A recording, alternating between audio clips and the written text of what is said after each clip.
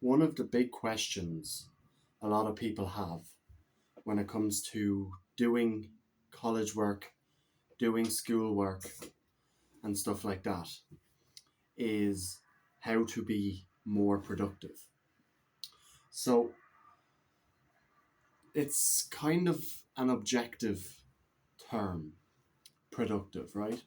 Because what's productive for me might be different to what's productive for you. For me personally, I like to constantly be doing something. So there's not going to be many times where I'm just sitting down doing absolutely nothing, right? But in saying that, you have work, whether it's college work, school work, or whether it's work on a business, you have work that needs to be done. And in order to do that work, you need to be quote unquote more productive, right? So I have a routine that works for me. And it's just gets me in flow of things, right? So there's two ways you can go about this, and depending on what stage of my life I'm at, what season of my life I'm on, and other factors, of course, will depend on which one of these routines I choose to do, right? So the first one is my productivity routine. We'll call it productivity routine number one, right? So what I do is, if let's say there's exams coming up, I will wake up, and how I set up my how I build my setup, let's say, right, for doing work is I have a set location. So let's say you spend a lot of your time in your room, and in your room you don't get much work done. Well, there's a school library, there's a college library, there's a study room, there's a computer room. So what I usually do is I go into the college itself. So what I'll do is I'll wake up in the morning, I'll get all my habits done out of the way.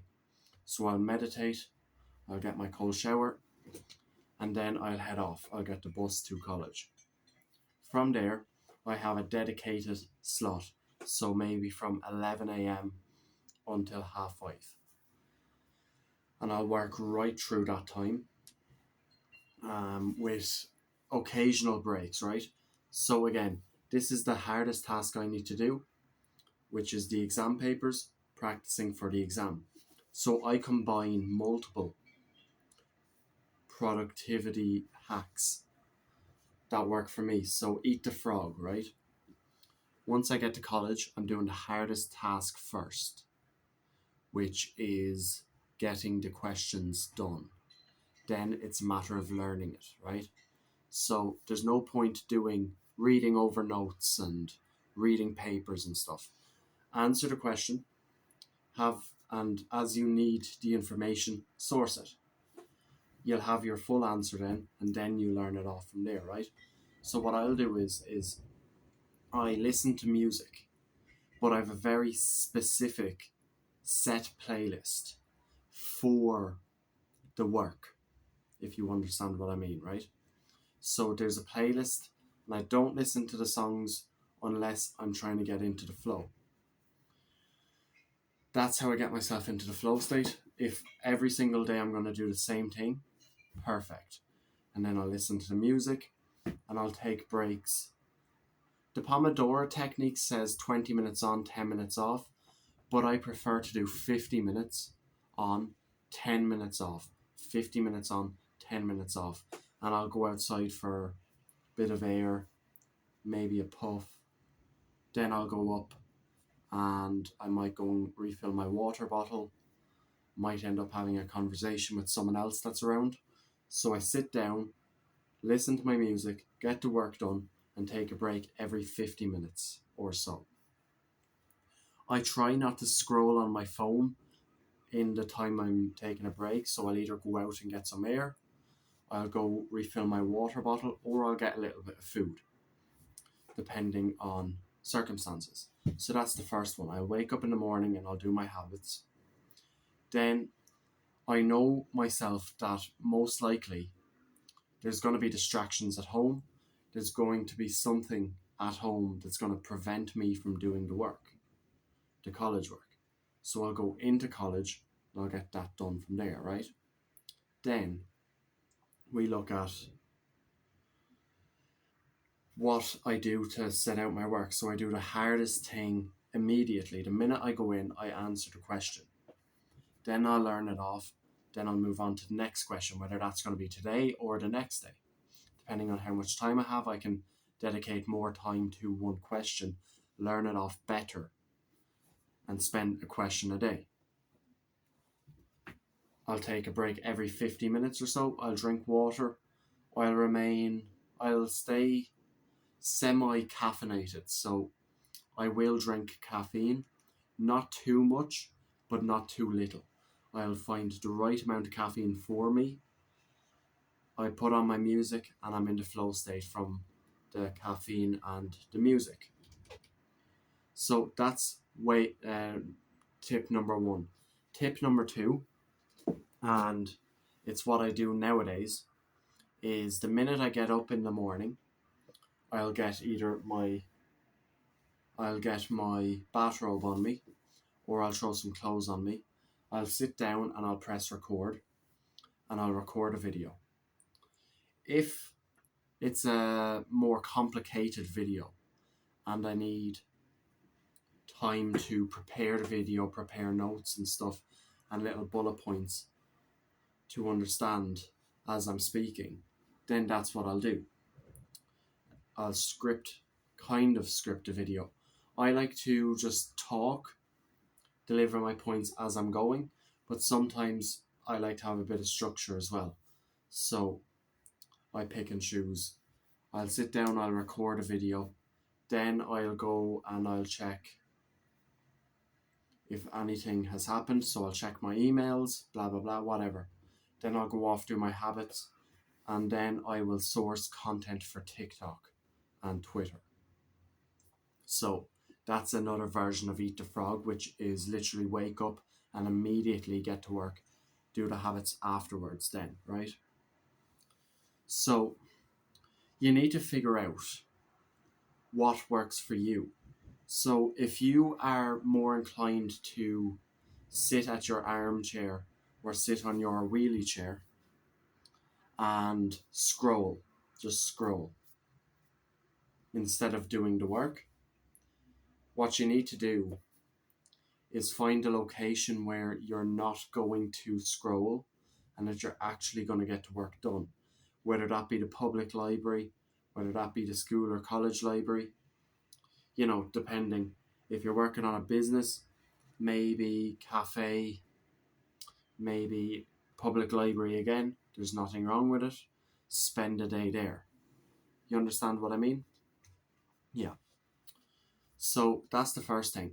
I have a specific playlist that I listen to as well, where it just immediately when that music starts rolling, I know, boom, boom, boom, I'm getting in the groove of things, and it's getting me in the flow state. So I have that set as well. On top of that, then you need to figure out, am I able to work for 3 hours, take a longer break, and then do another 3 hours? Or what way works for me? Sometimes I do an hour and a half and I take a half an hour break. But more often than not, it's 15 minutes on, 10-15 minutes off, depending on what I do during the break. If I run into someone, if I have a conversation. I also know I get more work done when I'm on my own. There's so many times where my best friend has come, and as much as I love my best friend, they'll come, sit down beside me in the study room to get the work done. And after, let's say, 2 hours or so, or even an hour and a half, and I'm taking a break, we don't get back into the work afterwards. So again, you're better off working on your own away from other people. So it's kind of a good thing that my best friend arrives later than I do, because at least then I have a good kickstart on the work. And my best friend is not that reliable for showing up to the study room and getting work done anyway. I'm in trouble if this video is being watched by that person. But anyway, right? There's certain people that you can work well with. We have a habit of getting distracted, so that's equally my fault. Just saying, because I should have the discipline to be like, no, we have to get the work done, regardless. But sometimes it's nice to have a conversation, have a laugh, whatever. But a lot of the time we are discussing the work, so that's productive in and of itself. And another way we found that works for us is that we quiz each other. So when we're having our conversation, we're like, yeah, answer these questions, tell me about this question, blah, blah, blah. So that works as well, right? And I like to be quizzed on things as well. Works perfect. So get the bulk of your work done on your own, and then with someone else start quizzing each other on the work. Now, I trust my best friend to the point that I don't believe they're going to steal my work from me. So there's other people I'm not so certain of, which is why you need to pick and choose your study partners correctly. Because if you're doing all this work and then just giving it to someone else, or they're taking what you're saying and then copying it, there's a chance of you two being done for copying each other, plagiarizing each other, working together. So just be careful that way. Now, my class notes, I've no problem sharing them with people, but when it comes to me actually answering an exam question, that's my style. So I'm better off not sharing it with somebody, because that's my work.